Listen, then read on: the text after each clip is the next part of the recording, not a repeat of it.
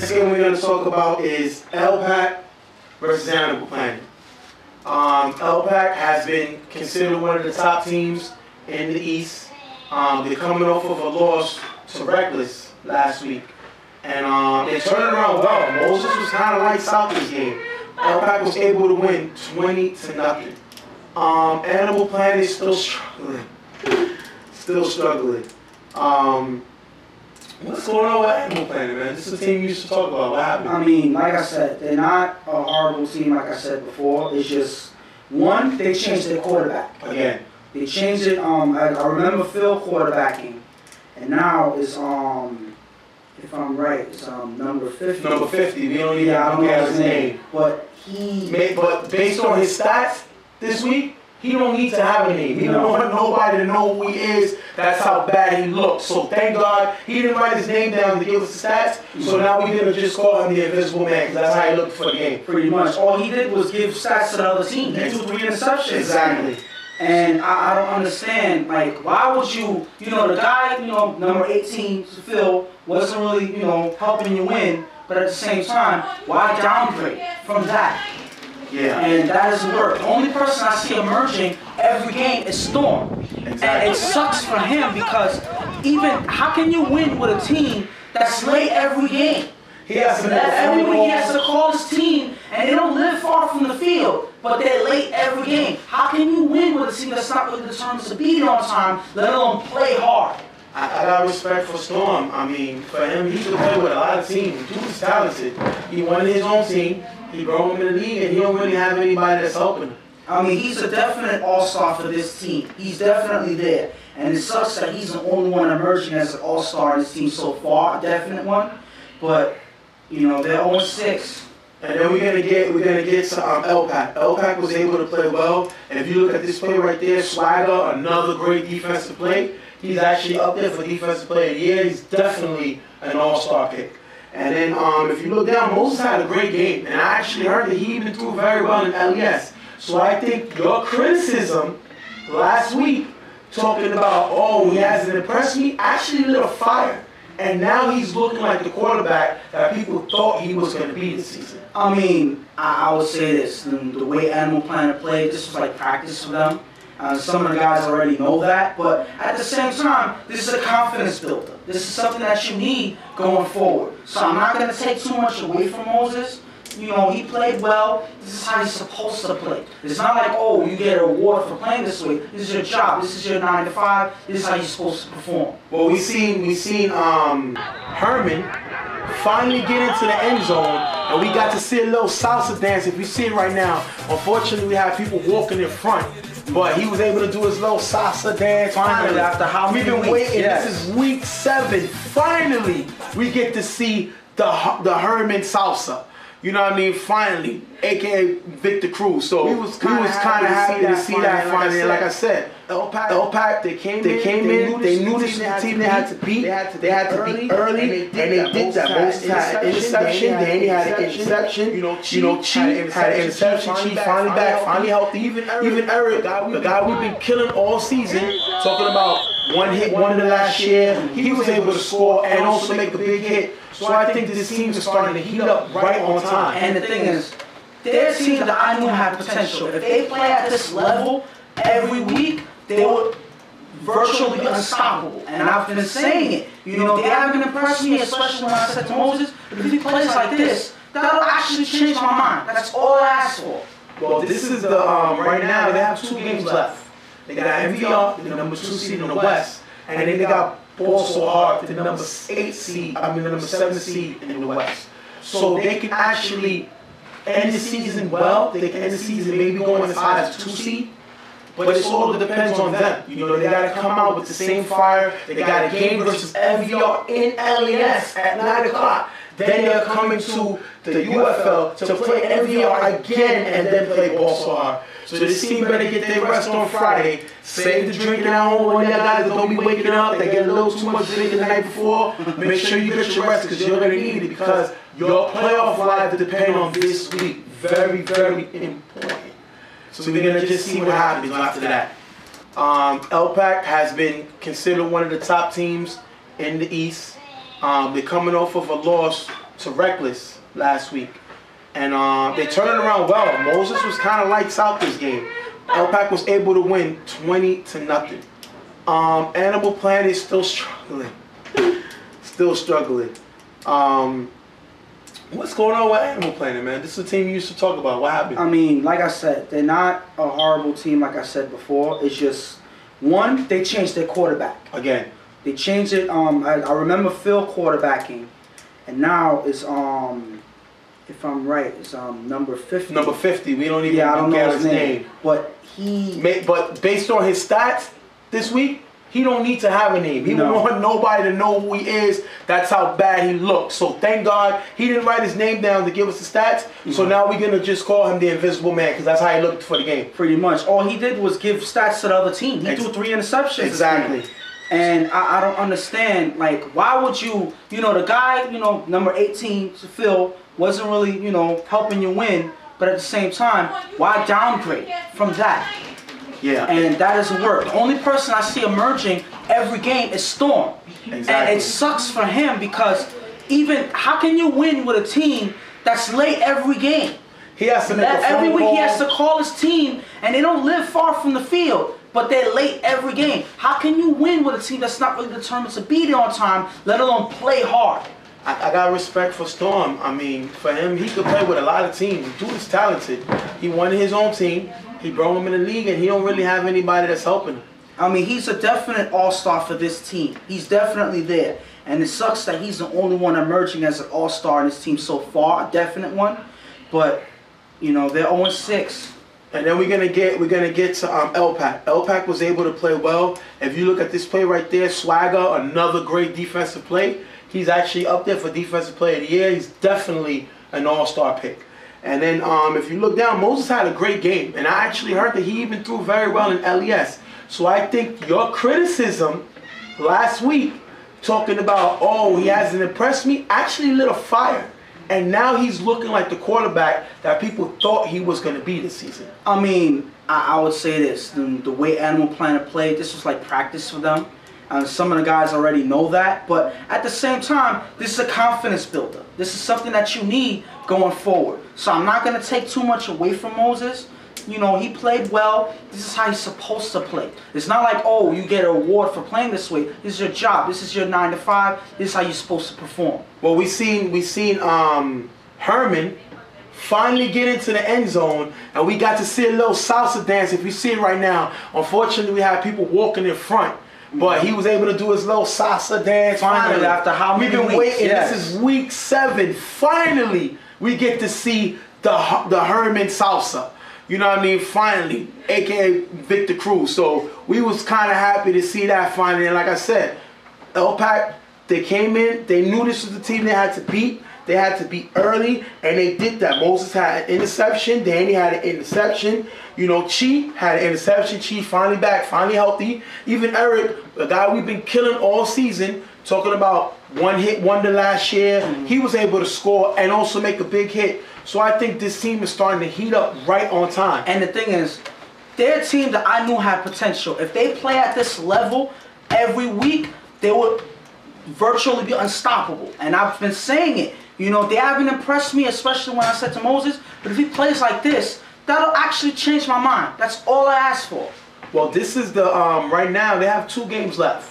They got MVR, the number 2 seed in the West, and then they got Ball So Hard, the number 7 seed in the West. So they can actually end the season well. They can end the season maybe going as high as a 2 seed. But it all depends on them. They got to come out with the same fire. They got a game versus MVR in LES at 9 o'clock. Then they're coming to the UFL to play MVR again and then play Ball So Hard. So this team better get their rest on Friday. Save the drinking at home. One of y'all guys that don't be waking up, that get a little too much drinking the night before, make sure you get your rest because you're going to need it because your playoff lives depend on this week. Very, very important. So we're going to just see what happens after that. Next game we have MVR versus Underrated. This game was expected to be a blowout. That's what I expected it. But I got to give Underrated their props. Underrated lost this game 6-0. MVR beat them 6-0. But for Underrated to hold MVR 3 teams in 1 to 6 points. I think that shows the type of team MVR is, to how they play down to their competition, and how underrated actually has a team that's to be reckoned with come playoff time. But like I said, I've spoken for underrated, all season. But one thing that kills me is they don't produce when it matters. They could have taken this game. Yeah. They could have taken this game. This would have been the upset to talk about in this league. And this could be a precursor to the playoffs. So this was a huge game to win. This is a great time to win the game against a big 2-seed team. Well, once again, you see Fred struggle early. He wasn't able to complete certain passes. And I don't know. I think it's because Fred is throwing in too many leagues. I think maybe he should slow it down, because I think he's going to end up throwing his arm out. He's a young guy, young quarterback. He already got championships on his belt. But you got to know, eventually, your body just can't take it anymore. So I think he needs to slow down, because as you can see, they scored 12 points against Newbury, and now they scored 6 points against underrated. And you can't be talking about we're the championship team and we're ready for anybody and we're going to do this and do that and only score 6 points. Well, to speak for underrated, I like their team that, should be talked about a little bit more. But a thing about them is they shoot themselves in the foot the majority of the time. Like the last week when they played the Browns, they would complain about traction on the field and stuff like that. It was hard to run. But then their guys was dropping passes, The feet is one thing, but you gotta catch the ball. And it doesn't help your quarterback if you're dropping passes. Now here, their whole offense didn't produce. Sniper wasn't able to make any passes, properly. He had a couple of completions, but they were not able to get in the end zone. And on that, you get on the whole offense, because their defense are doing their job. They have a hard game to play against MVR. Their team is deep, their team is stacked, and they held them to 6 points. Give them a break. You gotta produce, and this was a game to win that they didn't.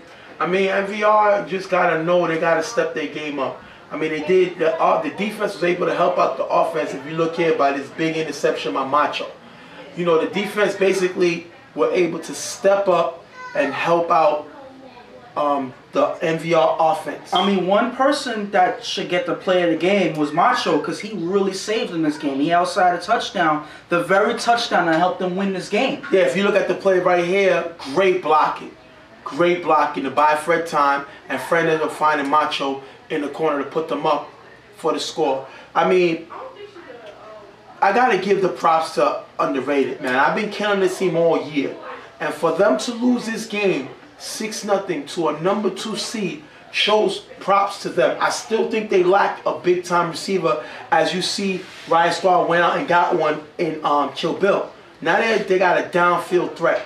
Underrated needed to do the same thing, to go get a player that's going to help impact this game, because now they're going to struggle. And now we're about to start the playoffs. We got 1 more week left, and right now underrated is considered to be between the 5th, 4th, and the 3rd seed. So it's going to hurt them in the playoffs, and I have a real big time receiver. And MVR, the team is inconsistent. And I would say the whole UFL league offense have been inconsistent this year. We haven't seen anybody put up a lot of points consistently. So I think the defense did well this year, and I think it was based on the new blitz decision and stuff like that. But I think the offense really, really struggled this year. All around. That goes for the Browns. That goes for MVR, LPAC, YMM. We haven't had anybody stand out and say, you know what? I got the top offense. We can score on anybody. So I think that determines. Let's see if that goes into the playoffs. MVR is supposed to be a top team, and I think Orlando has to do his job. A lot of people question his Coach of the Year award. They say he doesn't really coach his team. He doesn't really control his team. He's just a figurehead. And I can see right now he has problems, because if this team does not at least go to the championship, it was a loss for the season. You didn't come here to go and just get into the playoffs. They lost the championship last year. They revamped their team. They went out, got players like D-Boy. They got Norman to consistently play. They got these guys. They got Yomi from the Violet, from Replacements. Yeah. They got guys that they're supposed to take them to the next level, and I don't think they was able to do it. So right now, this team needs to get their act together, which is what I said last week. They need to figure out what they're going to do and do it because they don't have a championship killer mentality. Let's just say this game right here is a bad win. Yeah. There's not a lot of times where you can say that, but here, this is a bad win. This is not a way you want to win the game. So right now we're going to go to our first commercial. You know, we're going to show a few pictures here and there, and we'll be right back after this.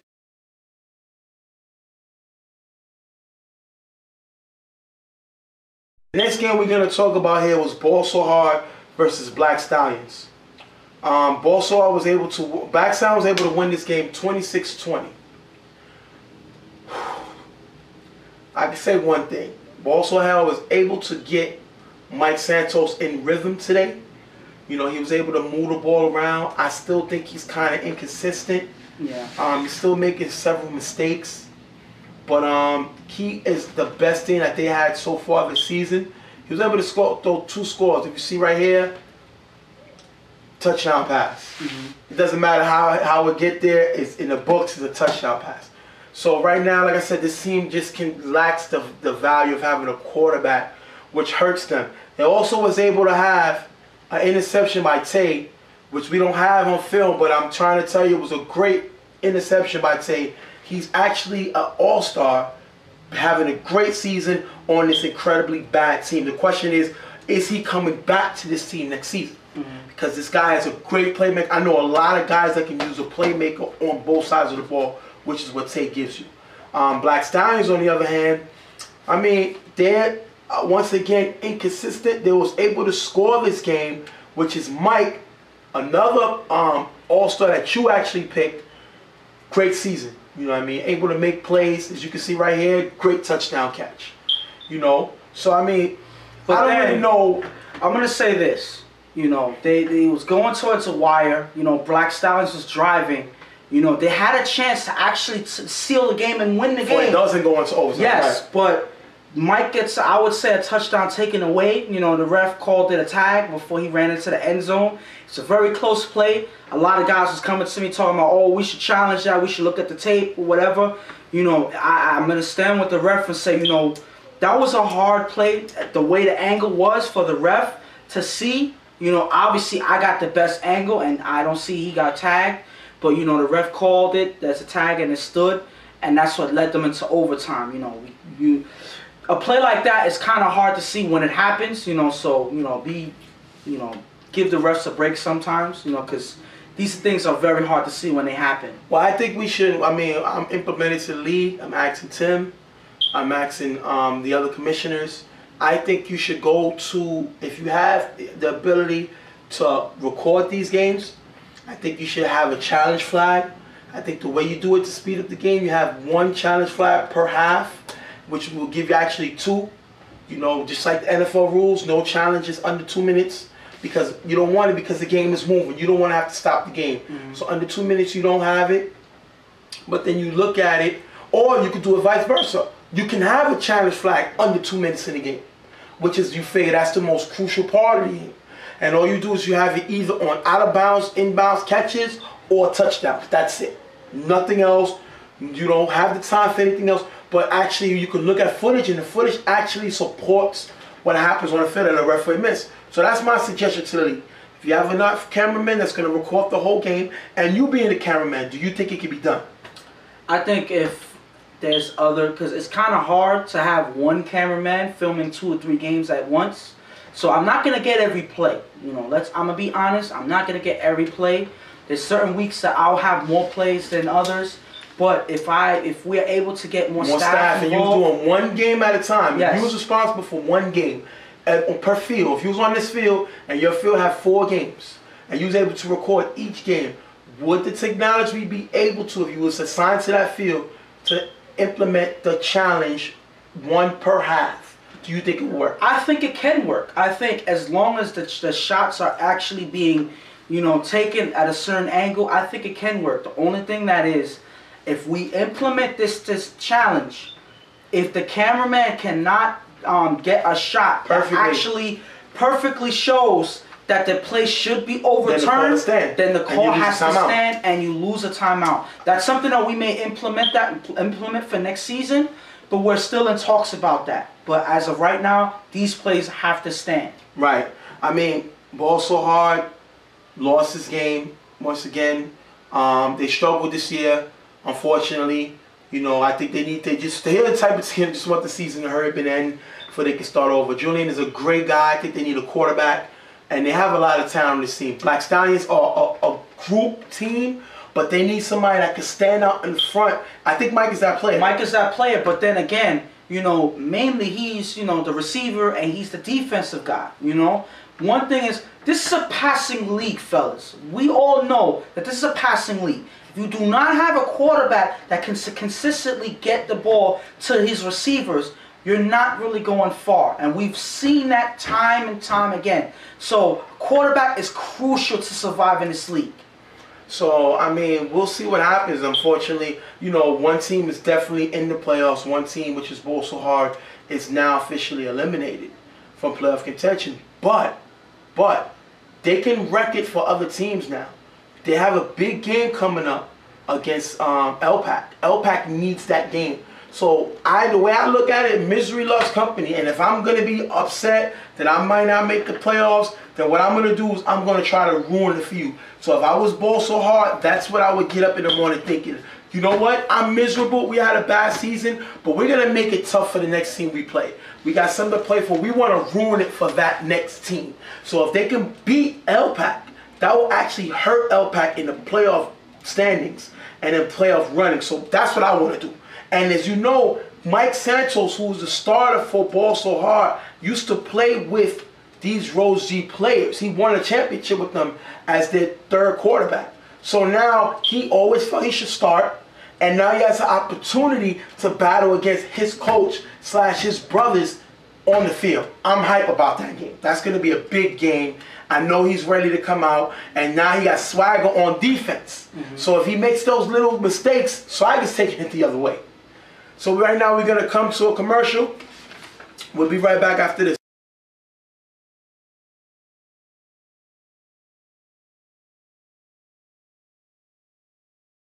Right now we got the MVR versus Riot Squad game. Fortunately for y'all that didn't know, during the beginning of the game, we had a very traumatic injury.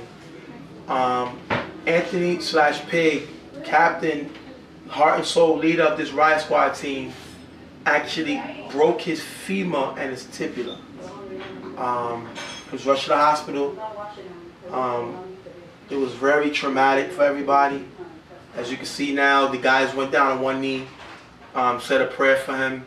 Tim led in prayer, and we're just praying for him because it was bad. This guy was in, like, his spirits was up. He was making jokes. You know, we was told that he had to put a titanium rod in his leg. He's definitely done for the season. His career's in jeopardy. It's just crazy how things happen, you know. But he had good spirits. Me and Ghost went to see him in the hospital. Unfortunately, we had just left. We had just went into surgery. He was able to meet his family. Great family, high-spirited family. You know, we actually was leaving.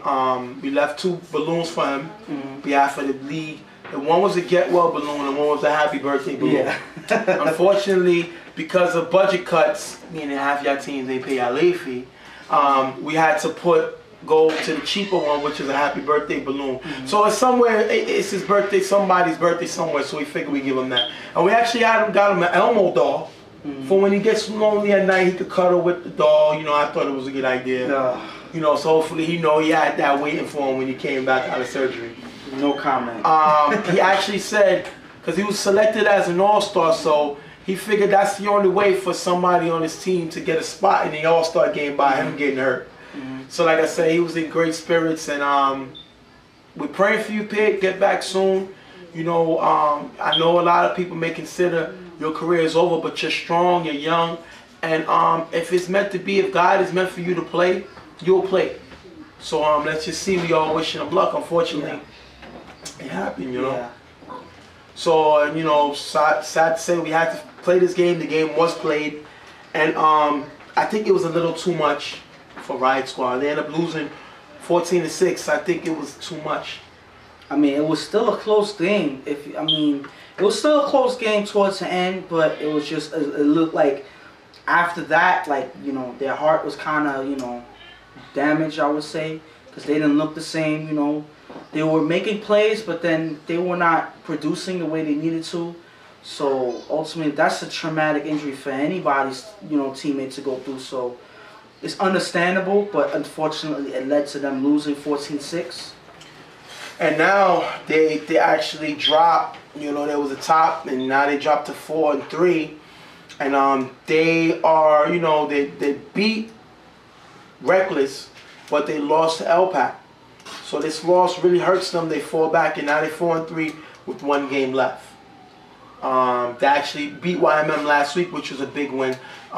You know, they Kill Bill, another touchdown bomb. Unfortunately, because we had Ghost recording so many games, we was unable to get it. But I mean, wow, this guy, he's healthy. He is a downfield guy. Yeah. And now that Rudy's confident and he got a guy to go downfield to, they're going to be dangerous. They're going to be dangerous. And even Rudy, he had another interception. This guy, we don't never talk about him defensively. Yeah, exactly. It's like he, you know, sneaks on there and he ends up, you know, ending the game with at least 1 interception, you know, almost every game. It's like, we got to really tally to see, you know, where, because he's definitely an all-star. Yeah. No question about that. Right. But we just got to put where. It's like, is he going to be there for the quarterbacking position? Is he going to be there on defense? Like, we don't know because he's been doing it on both sides of the field. So that's a hard decision for us to make, Rudy. Like, you're not making it easy for us over there. It's crazy right now. It's crazy because Kill Bill, who's finally healthy, might make the All-Star team because of Pig's injury. Mm-hmm. You know, because as you know, we try to take 2 players per team. And after all 2 players are selected, the quarterback doesn't count. So if your quarterback on your team is selected, you still have opportunity to have 2 people represent the team. And then after that, after 2 players are selected per team, then we'll fill in with all the other guys we think is all-stars. Mm-hmm. So I mean, it's a great opportunity to play against each other in the All-Star game, East versus West. But again, Riot Squad got problems because losing Pig, that's your offensive player, which we saw bomb and catch last week against YMM. You know, that's your captain of the defense. He runs his defense. And I think the main guy at linebacker that has to step up is Mojo. They need Mojo to be that impact player, not just a guy that can go rush the quarterback, a guy that can drop back in coverage and make plays. Because now that they don't have Pig, you know, it's going to hurt them because now you're going to see Rudy not able to roam as he usually does because Pig is not on that defense. So, I mean, this team really got problems now. I think they can come away with it because of the emergence of Kill Bill. And I think they got to get Johnny more involved in the game. Johnny's an over-the-middle receiver. Johnny's a guy who's not scared to get dirty, great blocker. Mm-hmm. You know what I mean? He ain't scared to go get hit and go get that ball. They need to step up. He needs to get the ball more. Light needs to step up and make better plays. Smites need to step up. They got a lot of guys that's known, crazed. They got guys that got to make plays. And now we get to MVR. 14-6. Pig got hurt, and they was only able to put up 14 points. Fred didn't throw this game. Hood threw this game. And once again, to me, this team lowers their game versus the team. It all depends on the team. And it seems like, I don't know, maybe they already clinched number 2. They can't go no higher, so maybe they taking a pedal. I mean, I'm going to say this, and let me be the one that they hate me for saying this, but are they a team that's just lax? You know, a team that doesn't necessarily take their opponent seriously? Or are they a team that are overrated? Right. You know, I'm going to say that. Like, I'm sorry. It's like, that's how it looks. Are you a team that's just getting by on wins? You know, certain games you have good games, certain games you don't? Or are you a dominant team that's just playing downward, that's just lax and saying, oh, this team isn't nothing, we're going to BS and whatever, but you know, these are the questions that should be asked now, you know? Unless you show that you're serious and you're not playing no games, you're not going to put up only 14 points and then 6 on the other game against teams that you know, arguably should be smacking in these games, you know? Wait, so you saying they should have smacked Riot Squad? No, I'm not. It sounds like that. Listen, that's what it sounds like. Listen, to me. but my it sounds point like is, you're saying that they should have smacked Riot Squad. But they came in, they merged 3 teams together. They came in with everybody believing. I'm pretty sure they believe that they were the team that's going away with the championship. So if you're gonna be that team that walks with the championship, you can't be winning games 6-0 against underrated, and you can't win 14-6 against Riot Squad, a team whose rhythm and their heart was, shaken with an injury by Pig. You cannot struggle against teams like this. I mean, I've said it all season. Their offense ain't as great as it may seem, only because I don't think Fred is as consistent because he doesn't have a big play receiver.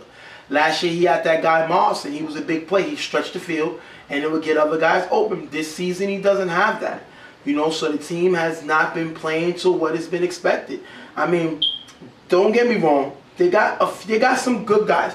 Ouija has not been what he was last year, on offense. You got Alex. Alex had a good game. He had 3 catches, 2 touchdowns. It's a good guy, a good game. So, I mean, they don't have anybody to stretch the field. Yomi wasn't big impact this game. So they don't have anybody as big as they were. But then again, I say, they have guys that can step up and play. Like, I watched Macho play. He's a decent receiver himself, yes. He should be one guy to step up and say, you know what, I'm going to be that guy. Yeah, he can go down. They need somebody to step up and say, I'm going to be that guy. So far, their main offensive guy that I've been watching him play is Yomi.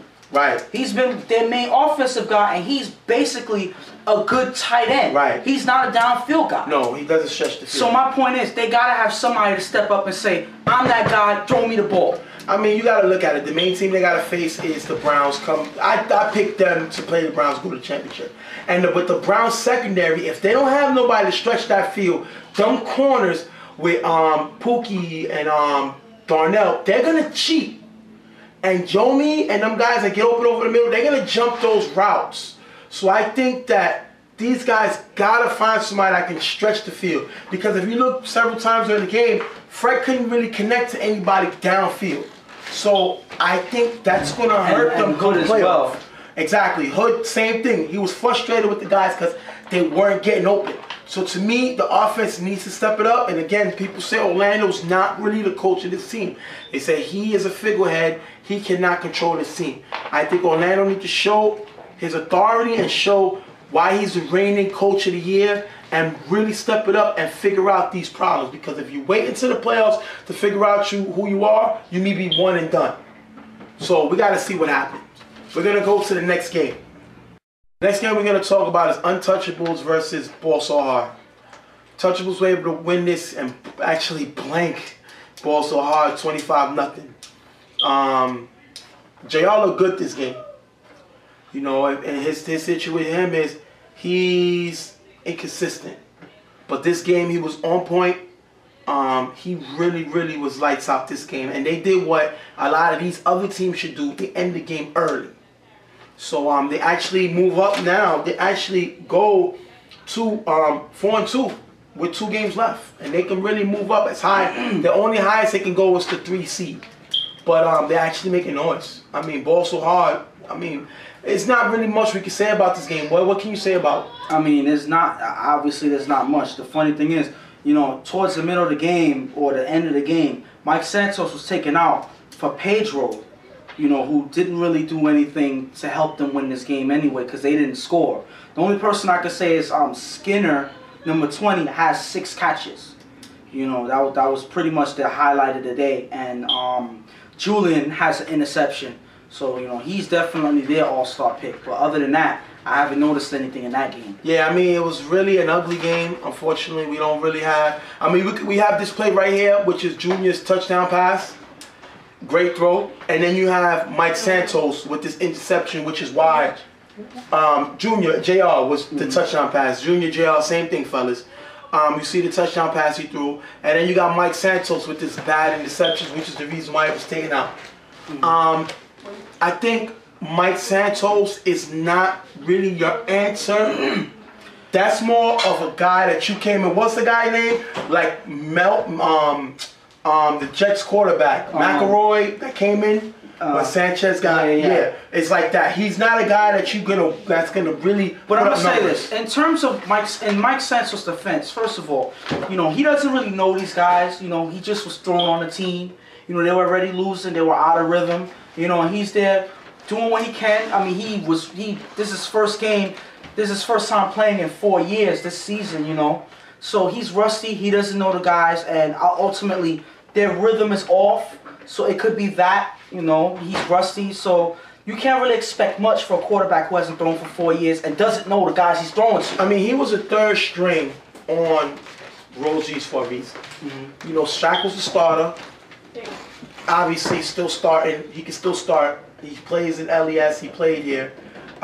Moses the backup. Starter here. He throws in LES. And Mike was the third quarterback, which is because he is a guy that if somebody's hurt, whatever, he can throw the football, but he's not a great quarterback. So it is. You call a spade a spade. He's a guy that can move the ball around the field, but don't expect him to come away with games. So I think right now, Bolsonaro needs to go and get himself a quarterback next season. And I would put maybe Mike Santos to be my backup in case the quarterback gets hurt or whatever. Maybe Mike Santos could fight for a starting job. Like you say, you don't know these guys. Get a little better in shape come the summer and be ready for next season. Untouchables, JR's a good quarterback. He's a little inconsistent, but he's a good quarterback. He can run the ball. He can throw the ball. So right now, I think we got to see where they end the season because it's another team nobody really going to want to play because this team has the youth and the experience in JR to make big plays. So we got to just see where that heads us out. The next game we're going to talk about will be Animal Planet versus Reckless. Well, Reckless was able to win this game 24-6. Animal Planet wasn't able to do much. Sean did have a touchdown. Storm had a tackle and a catch. It's not really much to say. I mean, I don't know. What did you see from Reckless? One, I could say that Bishop has another touchdown to go on his list. He's up there, as for MVP of the league, because he's been doing it day in, day out on both sides of the field. Here, of course, okay, he didn't really play too much defense. He didn't really have any stats on defense, but he was able to come up with a big touchdown. As you see here, deep pass by Bug right to Bishop. Barely defended, easy touchdown, I would say. And this is something that Bug has been doing since he came in after Dogs was hurt. So, Bug is another person that, he should be up there for quarterback of the year. Yeah. I mean, he turned his team around. Yes. And that's one quality I can say deserves quarterback of the year. Or MVP, because remember, the team started out 0-2. Bug came in, once he became the main starter, I believe they won 3 straight. So, I mean, this guy's a quarterback. He plays in other leagues. He plays. So I think, his team is to be reckoned with. And then one thing about him is he spreads the ball. I mean, he throws to Filet. He throws to Bishop. I see George has a touchdown here. Solo has a touchdown. I mean, he spreads the ball to all his players. So he's definitely an all-star. Definitely. We got to see how the season ends, how the numbers go. But he should definitely be talked about as Offensive Player of the Year, talked about as Quarterback of the Year, talked about as MVP. Something got to give because just the way he was able to lift this team is what an MVP is all about. Just the way he was able to put up numbers like he was supposed to is what an offensive player is about. And usually we try not to put a quarterback for Offensive Player of the Year because of the numbers. Yes. Because obviously they touch the ball so much and you don't want to. But I think. But ultimately he should be talked about as MVP because he turned the team around, and that's the quality of MVP. Where would they be without him? That's true. But now we could talk about the Reckless and YMM game. And like they say, what makes you laugh also makes you cry. Because this game, YMM was able to shut Bug down. And now he started making mistakes. And now the big man on campus was Ralph, who actually threw 4 touchdown passes. Who is definitely, he can be up there for Quarterback of the Year. Coming in late and making an impact from the beginning. He's definitely the all-star. He's definitely the third quarterback from the East making the all-star team, which is the quarterbacks would be Bug, it would be Rudy, and it would be Ralph. You know what I mean? So, I mean, this guy, Ralph, he definitely has the strongest arm in the league. Nobody throws a better deep ball than him. The only issue is he's a deep ball quarterback. Now, I think Bug tried to shoot out with him, throwing the ball downfield, and it caused Bug throwing 2 interceptions.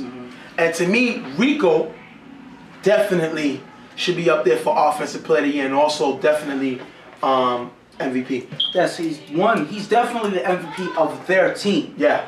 Because he does it on both sides of the field, and ultimately I feel he's more dominant on offense than on defense, but he does have some great defensive plays as well, and he's a person that just came out of nowhere, just like this team, and I feel that he's a person to really be watched. As soon as you know YMM is coming on that field to play against you, you look for Rico because he's going to make big plays. And he'll be the guy that look a little like Rick Ross with the little beard going on. But trust me, you're going to know Rico. If y'all guys that don't know him, you're going to know him because this guy does a lot of this, but he got a lot of skills to back it up. Now, in terms of reckless, I would say, I mean, Bug had 2 touchdown passes, but he also threw 2 interceptions. I would say this is one of the games, the same way that they beat LPAC, this is a game where they were already out of it. They were tired. You know, they were exhausted. And, you know, they weren't really in the game.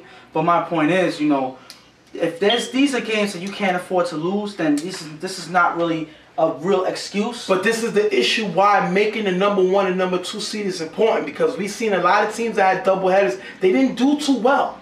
So that's why you only want to make the 1 and 2 seed for you don't have to play 2 games in one day. Because these are definitely teams that play in other leagues, so you're already tired coming from somewhere else. You don't want to have a doubleheader in the playoffs, you know, to try to make it to the championship, because that's not a good look. And once again, like you said, Bishop, he didn't have a touchdown catch. He had 4 catches, but he had an interception. Another reason why he is my pick to be league MVP. He is my pick because the guy is dominating on both sides of the team and on both sides of the ball. I know he's sitting out talking about Bug, but he's been here since day 1. Yes. And Bishop has impacted since day 1. So I think he's definitely up there for MVP. So, I mean, we got to sit down and watch. This is the last week, and we'll get an idea of what's going on. But I can say one thing. You guys are not making it easy for us. Not at all. Because these numbers are crazy. I mean, again, right now, the YMM took a loss last week that hurt Caesar for Coach of the Year, but then now they come back with a big win against Reckless. So he's in the running. I think it's between him and I think it's between Jingo for Coach of the Year. I wouldn't necessarily say Orlando because you figure MVR, they've been playing up and then they play down. They play up and play down. I understand your record, but they haven't really dominated. And they won games barely against teams that they should have destroyed. So I think that's hurting them. And I think even in the East, there's nobody really to say challenges Jingo and challenges Caesar for Coach of the Year. You know, I think the best coach is in YMM Caesar. Yes. That can win that award. Reason why is because Jingo has pretty much, they've had practically a perfect season. Right. So there was no real challenge there. But YMM, you know, Caesar, you know, great guy, but he has a lot of hot heads on his team. And for him to be able to control that team and make them 3-3. Remember, one of the losses that they have was a forfeit that they didn't even play. And that's because they came in late. And that would have been against the Browns. So the great thing about it, we'll never get to see coach against coach, Browns and YMM, to actually see if they are better than the Browns. Hey, maybe championship. The championship game. I mean, who knows? Other than that, I don't see anybody other. I mean, Reckless definitely can do it, but this loss hurts them to win that. I mean, you take a strong coach and captain in Horse to have a team lose their starting quarterback, but still come back and possibly take the number 1 seed. I think it all depends on how they finish to see if they can sneak in and take that Coach of the Year. But I think Coach of the Year already looked to as Jingo because this team has been consistent and beating the teams they needed to beat. And they got a team together and they're family and they really to play and beat anybody. This game we got is Browns versus New Breed.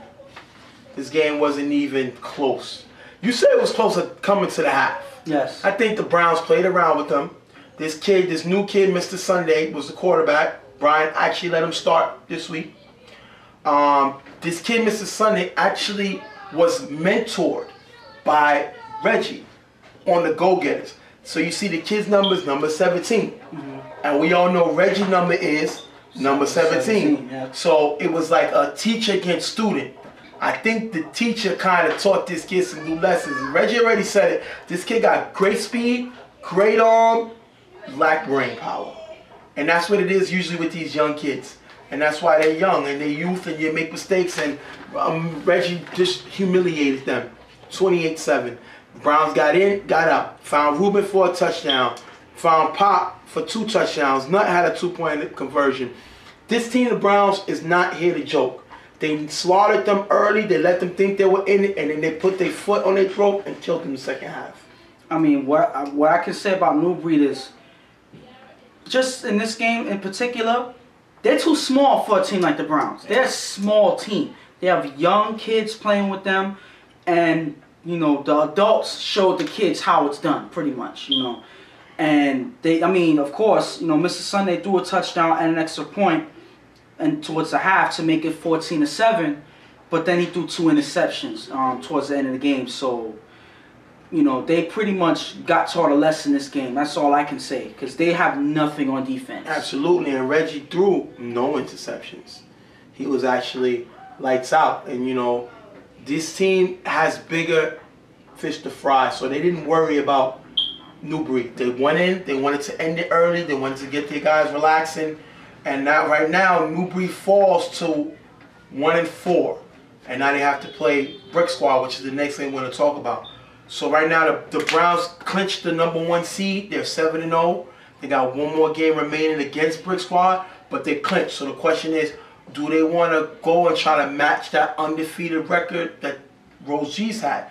But you got to remember, Rose G's were all in one division. Mm-hmm. This year we have 2 different divisions. So if they go undefeated and they're able to win the championship, what would you do? Do you say the Browns are better than the Rose G's, what the Rose G's have done? Because if you look at it, their defense were about the same. You know, their offense, I think I will put the Browns maybe a little higher than Rose G's, but they're kind of on the same level because of Moses on that offense. Mm-hmm. So you got to sit down. I mean, we're still early. The Browns may lose in the playoffs. But my thing is they're out there to match what Rose G's did. And I think given the schedule and given that we had so many more teams, I think you would have to put the Browns' accomplishments higher. Because they're, you know, ultimate, if you just say it, there's more competition now than there was in the last season when Rose G's was playing. Oh, come on. So you're taking away from that defeat because you say there's more competition? But there is. Honestly, first of all, there's more teams, and then there's more, like, I gotta say there's more competition because if you look at it last year, the one team that was, you know, they had an MVR who was then never scared. They had the Blackhawks. You know, they had, you know, the Renegades, even though they had guys from the Spartans, you know, from BFL, but they weren't all there. So, I mean, then they had Brick Squad, who was TNA then, but I don't feel it was as good as they are now. So, then there's the Bandits, and then there's, the Unknowns, who, sorry to say, I actually played a couple games for, but we didn't really do too much. So, how can you argue with me? Sorry. Kind of dozed off because of the nonsense you're speaking. I mean, let me tell you something. Come on. This team went undefeated last year. Yes. Whoever you put in front of them, they beat. That's all that matters. Okay. Don't sit down and tell me the competition was different. I'm not taking nothing from them. They were a championship team from beginning to end. They humiliated and beat the teams they were supposed to beat.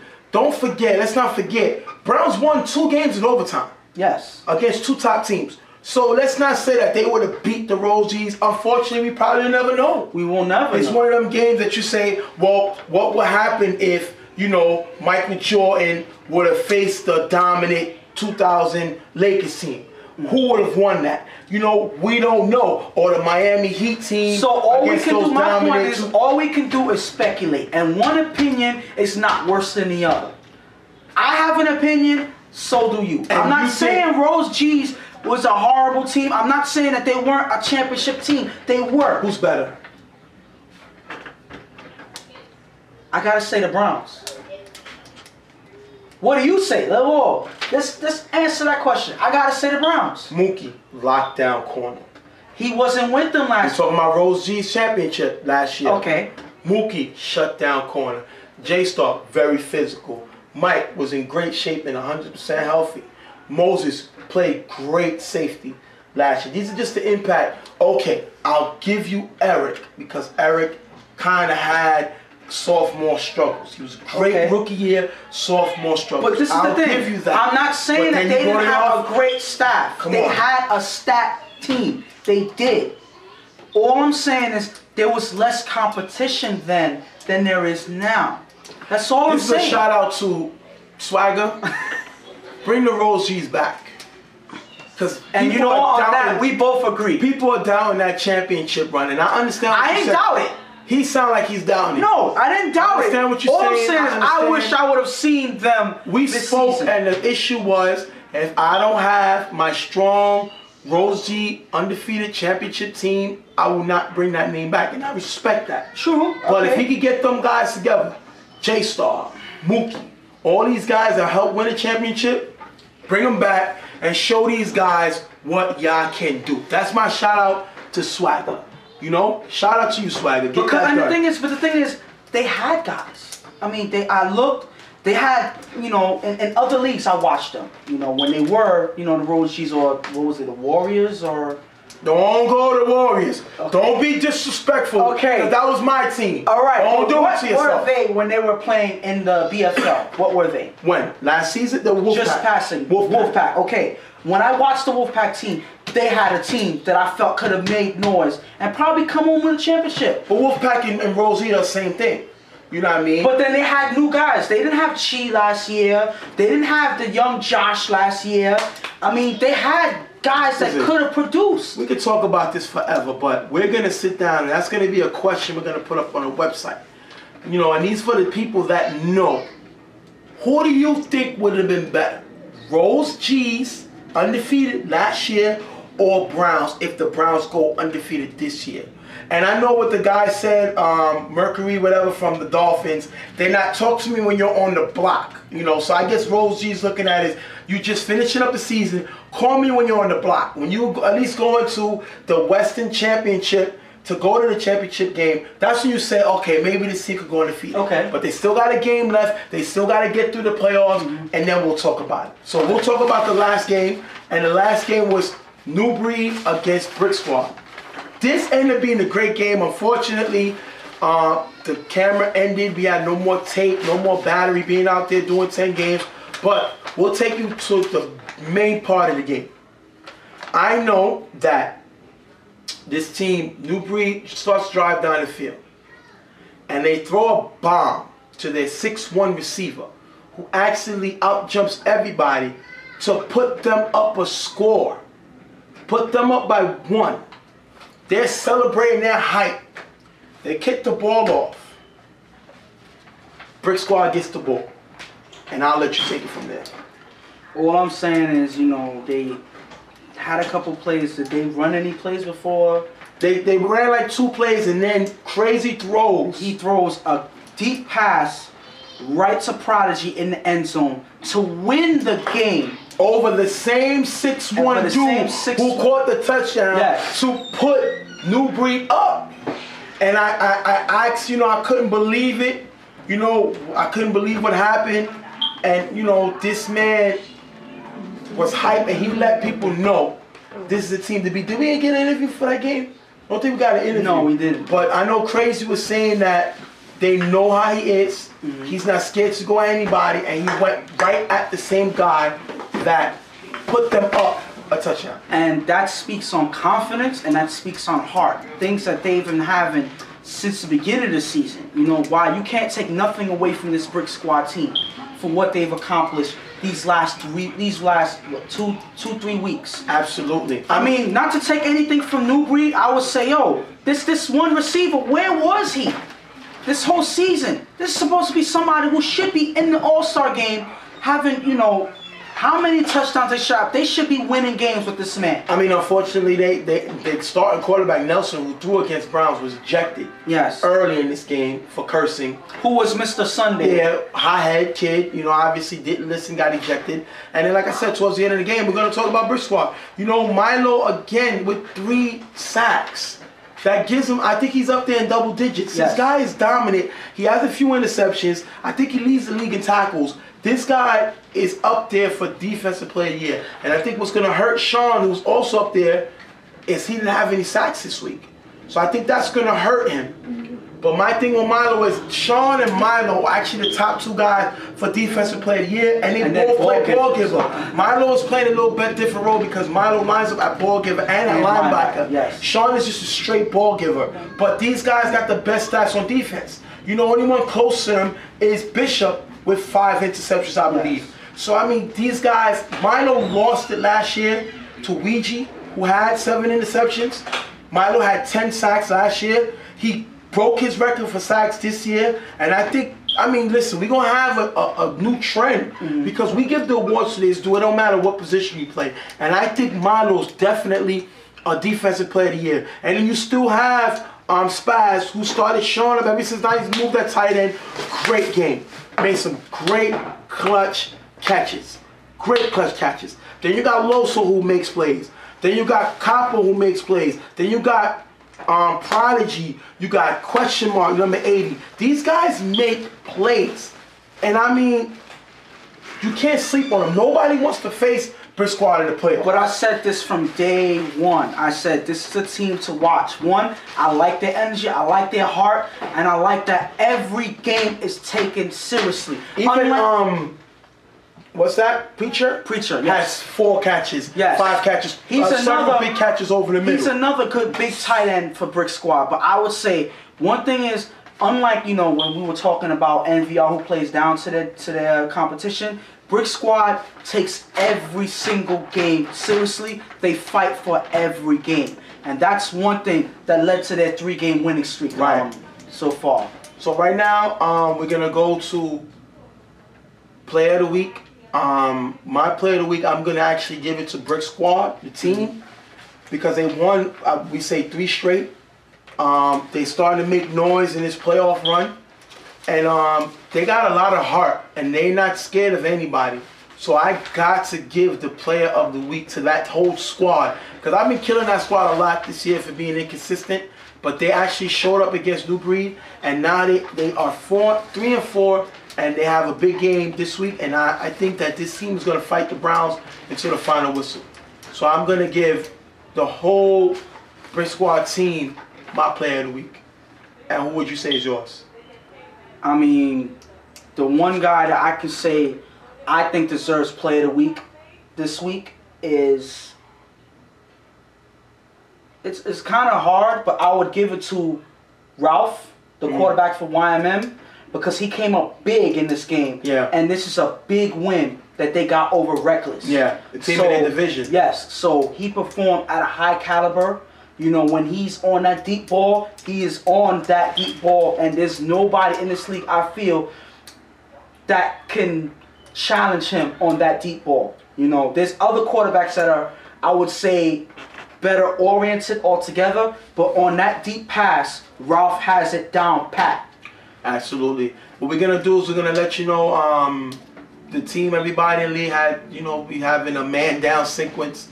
You know, basically what's gonna happen is on Saturday, a bunch of players is gonna sit down and show shout out, show a little love to a pig who's done for the season.